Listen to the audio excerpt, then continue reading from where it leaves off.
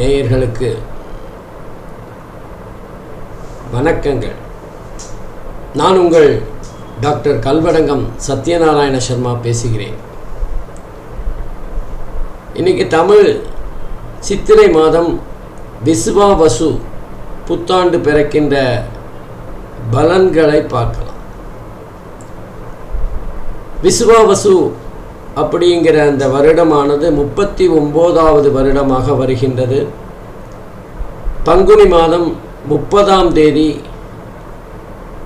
நடு இரவுக்கு பிறகு அதிகாலை, அதாவது சித்திரை மாதம் பிறக்கின்ற வேளையில் மணி 2:22 திங்கட்கிழமை பிறக்கின்றது.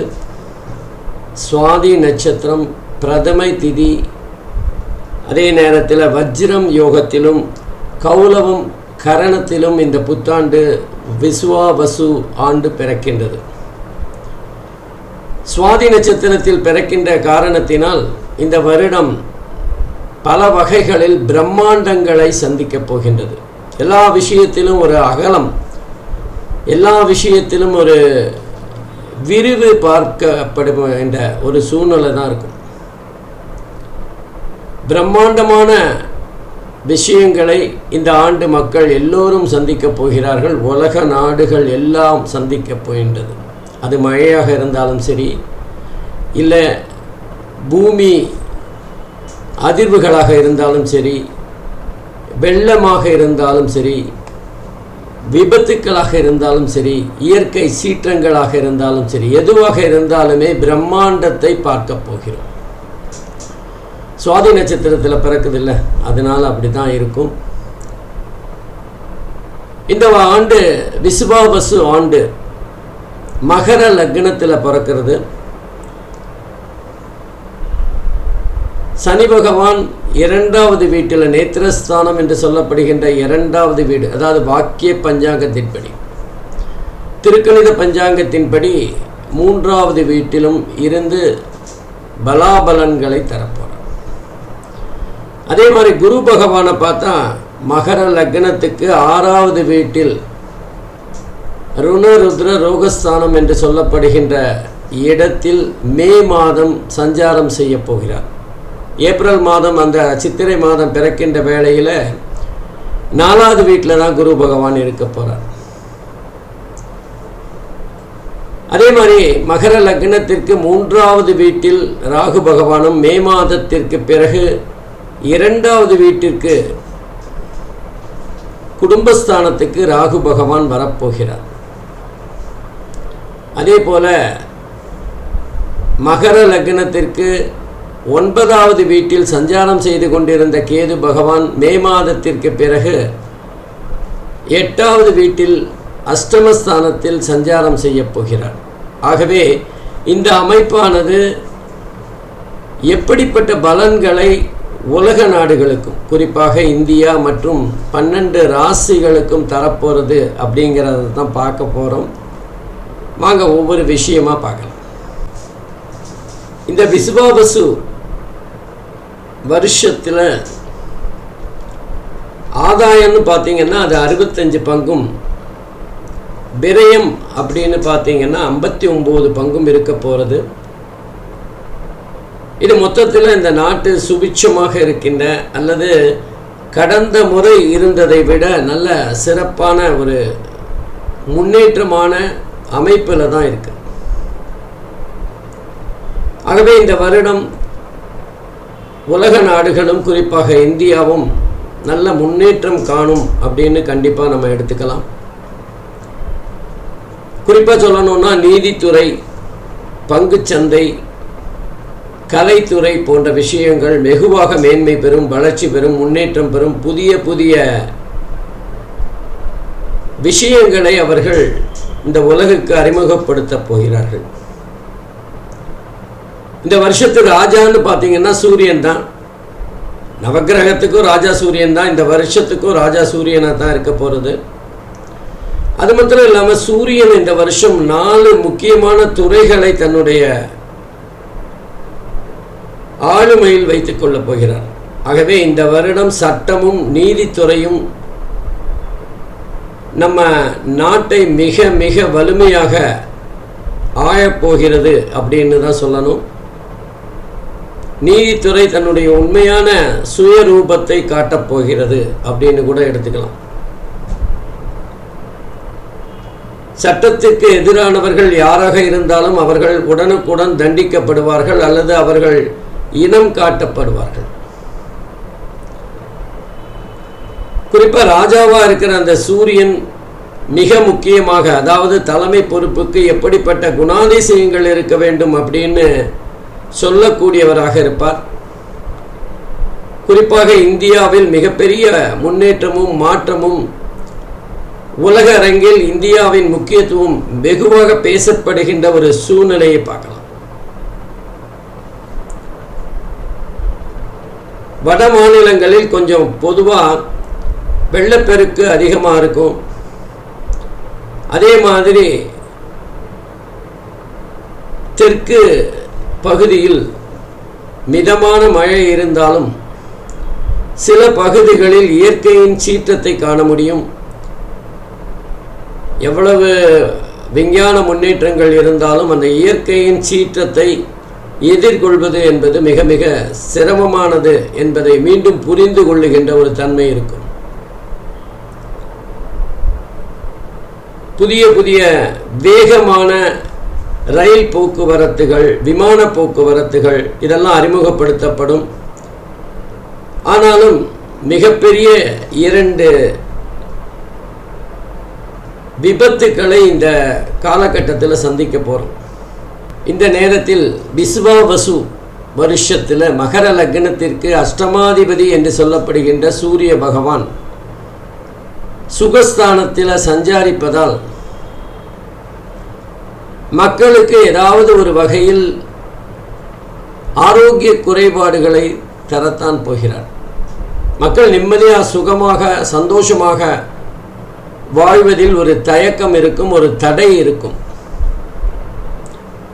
கொரோனாவுக்கு கசின் பிரதர் போல புதிய ஒரு தொற்று இந்த வருடமும் மக்களை பீதியடைய செய்ய போகிறது. ஆனால் என்ன, டாக்டர்கள் கொரோனாவையே சந்தித்தவர்கள் இந்த தொற்றை இடது கையால் வெளியேற்றி விடுவார்கள். பெரிய பாதிப்பெல்லாம் இல்லைன்னாலும் மக்கள் பதற்றம் அடைகின்ற ஒரு சூழ்நிலையை தான் பார்க்க போகிறோம். இந்த விஸ்வாவசு வருஷத்தில் உற்பத்தி அதிகமாக இருந்தாலும் மக்கள் விலைவாசி உயர்வால் சற்று சலனம் அடைகின்ற சூழ்நிலையை பார்க்கலாம். பொதுவாக இந்த நேரத்தில் வளர்ச்சி என்பது அங்கொன்றும் இங்கொன்றுமாக இருந்தாலும் தனிநபர் வருமானம் என்பது மிக அதிகமாக இருக்கின்ற ஒரு சூழ்நிலையை பார்க்கலாம். சரி, தனிநபர் வருமானம் அதிகமாகிடுச்சேன்னு சந்தோஷப்பட முடியும்னா அதுவும் முடியாது. ஏன்னா விலைவாசிக்கு தான் அது போய் சேரும். மக்களுக்கு அந்த அதிகப்படியான வருமானம் என்பது எந்த வகையிலும் சேமிப்பாக மாறாது. வரியாகவோ அல்லது விலைவாசி உயர்வாகவோ அது கபலீகரம் செய்யப்படும். ஆகவே இந்த வருடமும் மக்கள் பணத்தை துரத்துகின்ற ஒரு சூழ்நிலையை தான் பார்க்கலாம். பொதுவாக இந்த விஸ்வாவசு வருஷத்தில் சூரிய பகவான் ராஜாவாகவும் மந்திரியாக சந்திரனும் இருக்க போகிறார்கள். குறிப்பாக 4 பதவிகளை சூரியனே பார்க்க போகிறார். குரு பகவான் சேனாதிபதியாக, அதாவது சஸ்யாதிபதியாக குரு பகவான் இருக்கின்ற காரணத்தினால், அதாவது மக்களுக்கான ஒரு கிரகமாக இருக்கின்ற காரணத்தினால் நீதி, நேர்மை, நியாயம் இதெல்லாம் வெகுவாக காப்பாற்றப்படும். நீதிமன்றங்கள் சட்டத்தை தன் கையில் எடுத்துக்கொள்ளும். தப்பு செய்யறதுக்கு மக்களும் பயப்படுகின்ற ஒரு சூழ்நிலை ஏற்படும். ஜெர்மன் நாட்டுக்கும் இந்தியாவுக்குமான நெருக்கம் அதிகரிக்கும். இந்தியர்கள் பலர் ஜெர்மன் நாட்டிற்கு வேலைக்காக செல்லப்படுவார்கள். அதே நேரத்தில் ஜெர்மன் நாடும் பல தங்களுடைய நிறுவனங்களை பல விதங்களில் இந்தியாவில் நிறுவுவதற்கான முயற்சிகளை மேற்கொள்வார்கள். இந்தியா மற்றும் ஜெர்மன் இருவருக்குமான புரிதல் மிக சிறப்பாக இருக்கும். ஒருவருக்கொருவர் தங்களுடைய வர்த்தகங்களை மேம்படுத்திக் கொள்ளுகின்ற முயற்சியாக இது இருக்கும். இந்த விசுவாவசு ஆண்டில் 2 சந்திர கிரகணங்கள் இந்தியாவில் தெரிகின்ற வகையில் இருக்கும். முதல் சந்திர கிரகணம் என்பது செப்டம்பர் மாதம் 7ஆம் தேதி 2025 இரண்டாவது சந்திர கிரகணம் மார்ச் மாதம் 3ஆம் தேதி 2026 வர இருக்கின்றது. இந்த 2 சந்திர கிரகணங்களும் இந்தியாவில் தெரிகிற மாதிரி தான் இருக்கும். பொதுவாக இந்த விசுவாவசு ஆண்டில் மத்திய மாநில அரசு புதிய வரி சலுகைகளை மக்களுக்காக தரும். இந்த காலகட்டத்தில் ஏற்றுமதி இறக்குமதி பாதிப்படையும். பொதுவாக பெண்கள் மேன்மை பெறுகின்ற ஒரு ஆண்டாக விசுவாவசு ஆண்டு இருக்கும். சில புதிய விளையாட்டுகளில் இந்தியா சாதனை புரிகின்ற தன்மையை பார்க்கலாம். உலக நாடுகளில் முதன்மை பெறுகின்ற தன்மையும் இருக்கும். மழை, ஏராளமான மழை இருக்கும். கடந்த ஆண்டை விட 2 மடங்கு அதிகமாக மழை பெய்கின்ற ஒரு விஷயத்தை பார்க்கலாம். அளவுக்கு மிஞ்சினால் அமிர்தமும் நஞ்சுன்னு சொல்லுவாங்களே, அந்த மாதிரி அதிகப்படியான மழை பெய்தாலும் அதில் பாதிக்கு மேல் சமுத்திரத்தில் கலக்கின்ற காரணத்தினால் மக்கள் அதன் மூலமாக பயனடைவது என்பது குறைவாகத்தான் இருக்கும். மது, போதை வஸ்துக்கள் பெரிய அளவில் பிரச்சனை தருகின்ற ஆண்டாக இருக்கும். ஒரு பக்கம் வெள்ளம் இருந்தாலும் இன்னொரு பக்கம் குடிநீர் பிரச்சனை இருக்கின்ற தன்மையும் பார்க்கலாம். ஏற்கனவே சொன்ன மாதிரி புதிய விஷக்கிருமி ஒன்று உருவாகி அது மக்களை பீதியடைய செய்யும். அரசியல் பெரும் தலைகள் சிலர் வம்பு வழக்குகளில் சிக்கி சில நாட்கள் பத்திரிகைகளின் தலைப்புச் செய்தியாக ஆவார்கள். யாருமே எதிர்பாராத வகையில் அரசியல் எதிரிகள் என்று சொல்லப்படுகின்ற 2 கட்சிகள் ஒன்றோடொன்று உறவாடுகின்ற தன்மையை பார்க்கலாம். அரசியல் குழப்பம் என்பது இந்தியா முழுவதும் இருக்கும். அங்கங்கே சில சிக்கல்களை தந்தாலும் ஒரு மாற்றத்திற்கான அறிகுறி தென்படுகின்ற வகையில் இருக்கும். வாக்கியப்படி பார்த்தோமேயானால் இந்த விசுவாவசு ஆண்டில் சனி பயிற்சி, குரு பயிற்சி, ராகு கேது பயிற்சி 3 பயிற்சிகளும் நடைபெற இருக்கின்றது. வருகின்ற மே மாதம் குரு ராகு கேது பயிற்சியும், 2026 6ஆம் தேதி மார்ச் மாதம் சனி பயிற்சியும் நடைபெற இருக்கின்றது. திருக்கணிதப்படி பார்த்தீங்கன்னா மார்ச் மாதம் 2025 பயிற்சியாகி மீன ராசியில் சஞ்சாரம் செய்கின்றார். ஆகவே இந்த அமைப்புகள் எப்படி 12 ராசிகளுக்கும் பலன் தரப்போகிறதுங்கிறத பார்க்கலாம். அதுக்கு முன்னாடி இயற்கையின் சீற்றத்தினால் ஜப்பான், சீனா, தென் அமெரிக்கா, ஏற்கனவே மியான்மார் பாதிக்கப்பட்டதை போல இயற்கை சீற்றங்களால் பாதிக்கப்படும். அது வெள்ளமாக இருக்கலாம், விபத்தாக இருக்கலாம், பூமி நடுக்கமாக இருக்கலாம், ஏதோ ஒன்று. மனித சக்தியை மீறிய இயற்கையின் சீற்றத்தை சில நாடுகள் சந்திக்க போகின்றது. பொதுவாக இந்தியாவுக்கு அந்த மாதிரி பாதிப்புகள் இல்லைன்னாலும் இந்தியாவின் வட மாநிலங்களில் சில வெள்ளப்பெருக்குகளையும் சில வருத்தப்பட வேண்டிய விபத்துக்களையும் பார்ப்போம். ஆகவே இயற்கை சீற்றத்தினால் சில மனித உயிர்களை பலி கொடுக்க வேண்டிய ஆண்டாகவும் இது அமையும். பொதுவாக நம்ம பார்த்தோன்னா அது ஆதாயம் அதிகமாக இருக்கிற ஒரு ஆண்டாக இருந்தாலும், மக்களிடம் பணம் கையில் அதிகமாக புரண்டாலும் சேமிப்பு என்பது மிக குறைவாகத்தான் இருக்கும். அதனால் அரசாங்கம் பெரிய அளவில் பயன்பட்டாலும் மக்களுக்கான பயன்பாடு என்பது ஓரளவிற்கு முன்னேற்றத்தை தரும். சரி, 12 ராசிக்கும் பலாபலன்களை பார்க்கலாம். அன்பிற்கினிய மிதுன ராசி அன்பர்களே, இந்த விசுவாவசு ஆண்டு உங்களுக்கு எப்படி இருக்க போகிறது? உங்களுடைய அந்த ராசிக்கு கிரகங்களின் அமைப்பு எந்த மாதிரியான கஷ்ட நஷ்டங்களை தரப்போகிறதுன்னு பார்க்கலாம். மிதுன ராசிக்காரர்களுக்கு இந்த தர 14 பங்கு ஆதாயமும் 2 பங்கு விரயமும் தான் இருக்க போகிறது. அதனால் பணம் அவங்க கையில் நல்லா புரணும், ஒரு கவலையும் இல்லை. அது பல விஷயங்களுக்கு அவங்களுக்கு ஆறுதலாக இருக்கும். பொதுவாக அந்த மிருகசீரிஷம், திருவாதிரை, புனர்பூசம் ஆகிய 3 நட்சத்திரங்களை பார்க்குறப்போ மிருகசீரிஷத்தை பொறுத்தவரை முதல் 4 மாதம் ரொம்ப சூப்பராக இருக்கும். நடுவில் கொஞ்சம் ஒரு 4 மாதம் சுமாராக இருந்தாலும் கடைசி 4 மாதம் ஓரளவிற்கு நல்ல பலன்களை அவர்கள் பெறுவார்கள். திருவாதிரை பொறுத்தவரை இந்த வருஷம் ஃபுல்லாகவே யூனிஃபார்மாக ஒரே மாதிரியான பலாபலன்கள் சற்று குறைவாக தான் இருக்கும். மிருகசீரிஷத்தை விட குறைவாக இருக்கின்ற பலன்களை பார்க்கலாம்.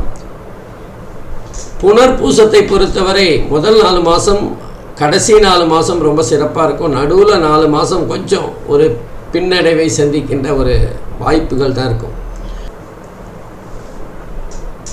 கொஞ்சம் நீங்கள் உங்கள் உடம்பை பார்த்துக்கணும். காரணம் என்னென்னா, தேவையில்லாமல் ஏராளமான பிரச்சனைகளை நீங்களாகவே இழுத்து விட்டுக்க போகிறீங்க.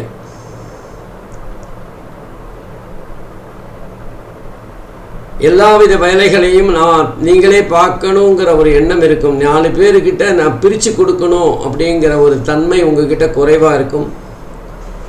சாதாரணமாகவே மிதுன ராசிக்காரர்களுக்கு பிரச்சனைகள் சூழ்ந்து இருக்கும். மற்றவங்களோட பிரச்சனையும் உங்கள் பிரச்சனையாக நீங்கள் பார்க்கறதுனால அதிகப்படியான சிரமங்களை நீங்களாகவே ஏற்படுத்தி கொள்வீர்கள். கொஞ்சம் கவனமாக இருக்கணும்.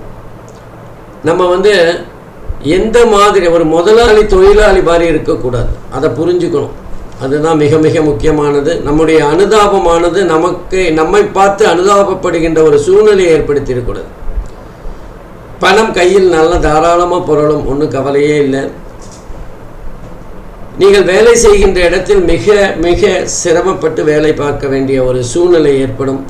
வேலை பார்க்கின்ற இடத்தில் உங்கள் முதுகுக்கு பின்னாடி சில உங்களை குறிவைத்து விமர்சனம் செய்கின்ற சூழ்நிலையை பார்க்கலாம். 10ல் போய் சனி உட்கார்ந்துருக்கார். அதே நேரத்தில் உங்கள் பாக்கியஸ்தானம், உங்களுக்கான யோகங்கள், உங்களுக்கான பூர்வ புண்ணிய கர்ம பலன்கள் மிக அற்புதமாக இருக்கின்ற காரணத்தினால் எல்லா விஷயங்களையும் சமாளித்து மேலே வந்து விடுவீர்கள். ஆனாலும் உங்களுடைய பிரச்சனைகளை குறைக்கின்ற வகையை பார்க்கணும். பிரச்சனைகளை நீங்கள் சமாளிச்சிடுவீங்கன்னாலும் உங்களுடைய பிரச்சனைகள் உங்களுடைய உடல் உபாதைகளை ஏற்படுத்தக்கூடியதாக மாறிவிடக்கூடாது. நம்மளால் முடிஞ்சதை தான் நம்ம பண்ணணும். நம்மளால் 100 கிலோ தூக்க முடியும்னா 150 கிலோ தூக்கினா நிச்சயமாக உடம்பில் ஏதாவது ஒரு பாதிப்பை ஏற்படுத்துங்கிறத புரிஞ்சுக்கணும். இது மிதுன லக்னக்காரர்கள், மிதுன ராசிக்காரர்கள் கண்டிப்பாக புரிந்து கொள்ள வேண்டிய ஒரு காலகட்டாயம். இல்லைன்னா இந்த காலகட்டத்தில் அவங்கள புரிஞ்சிக்க வைப்பார். ஏன்னா ஜென்மத்திலேயே குரு பகவான் சஞ்சாரம் செய்கிறார். என்ன ஒரே ஒரு விஷயம், ஆன்மீகம் சம்பந்தப்பட்ட மிகப்பெரிய ஒரு தேடுதல் இந்த காலகட்டத்தில் மிதுன ராசிக்காரர்களுக்கு ஏற்படும். கடவுள் நம்பிக்கையும் அதே நேரத்தில் கடவுளால் ஏற்படுகின்ற ஆதாயங்களும் பெரிதாக நினைக்கக்கூடியவர்களாக இருப்பார்கள். ஆன்மீகம் தேடி அலைகின்ற ஒரு சூழ்நிலை ஏற்படும். கையில் பணம் புரளும், எந்த கவலையும் இல்லை. ஏராளமான பணம் இருந்தாலும் செலவுகள் வீட்டு வாசலில் காத்து கொண்டிருப்பது தான் மிகப்பெரிய பலவீனமாக இருக்கும். இந்த வருடமும் நீங்கள் சேமிக்க முடியாமல் மிக சிரமப்படுகின்ற ஒரு சூழ்நிலையை பார்க்கலாம். மாணவர்களுக்கு மிக அற்புதமான வருடம். அவங்க நினைச்சே பார்க்காத வெளிநாட்டில் சென்று மேல் படிப்பு படிக்கின்ற ஒரு சூழ்நிலையை பார்க்கலாம். நினைச்ச காலேஜில் நினைச்ச பாடப்பிரிவில் படிக்கின்ற ஒரு சூழ்நிலையும் பார்க்கலாம். திருமணம் பற்றி பார்க்குறப்போ ரொம்ப அற்புதமான காலகட்டம். மிதுன லக்னக்காரர்கள் காதலித்து கொண்டிருந்தால் நிச்சயமாக அது திருமணத்தை நோக்கி நகருகின்ற ஒரு சந்தர்ப்பத்தை பார்க்கலாம். பொதுவாக இந்த காலகட்டத்தில் மிதுன லக்னக்காரர்களுக்கு திருமணம் நடைபெறுகின்ற ஒரு சூழ்நிலையை பார்க்கலாம். திருமணம் நடந்திருந்தால் அவர்களுக்கு புத்திர பேறு நடைபெறுகின்ற ஒரு காலகட்டமாகவும் இருக்கும். சந்தோஷமான செய்திகள், சந்தோஷமான விஷயங்கள் மிதுன லக்னக்காரர்களுடைய வாழ்க்கையில் அருமையாக இந்த ஆண்டு குறுக்கிடக்கூடிய வாய்ப்புகள் அதிகமாக இருக்கும்.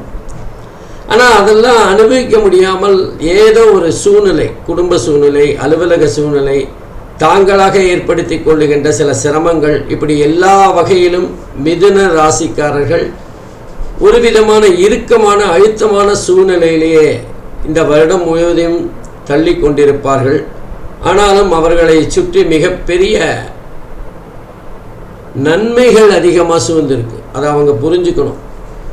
பக்கத்திலேயே அதிர்ஷ்ட கதவு இருந்தாலும் அதை திறக்காமல் இருக்கிறது அவங்களுடைய பலவீனம் அப்படின்னு தான் சொல்லணும். மிதுன ராசிக்காரர்களை பொறுத்தவரை எவ்வளவு பெரிய பிரச்சனையாக இருந்தாலும் அவர்கள் சமாளித்து விடுவார்கள் என்றாலும் தாங்களாகவே இழுத்து போட்டு கொண்டு இருக்கிற சில விஷயங்களை புத்திசாலித்தனமாக தவிர்ப்பது நல்லது. இந்த காலகட்டத்தில் அவங்கள கண்டிப்பாக அதை புரிஞ்சுப்பாங்க. காரணம் என்னென்னா, 10வது வீட்டில் வேலை சம்பந்தமான அழுத்தத்தை தருகின்ற சனி பகவான் சஞ்சாரம் செய்து கொண்டிருக்கின்றார். குரு பகவானுடைய பார்வையானது 5, 7, 9 வேறு மிக மிக அற்புதமான அமைப்பு அப்படின்னு தான் சொல்லணும். ஆகவே மிதுன ராசிக்காரர்களுக்கு எவ்வளவு பிரச்சனைகள் வந்தாலும் அதிலிருந்து மீண்டு வருகின்ற ஒரு அற்புதமான திறமை அவர்களிடம் இருப்பதை பார்க்கலாம். நன்றி, வணக்கம். ஸ்ரீ குபேரன் டிவியை பார்த்தமைக்கு நன்றிகள். மேலும் இது போன்ற தகவல்களை தெரிந்து கொள்ள ஸ்ரீ குபேரன் டிவியை சப்ஸ்கிரைப் செய்யுங்கள். மறக்காமல் பெல் ஐக்கானை கிளிக் செய்யுங்கள்.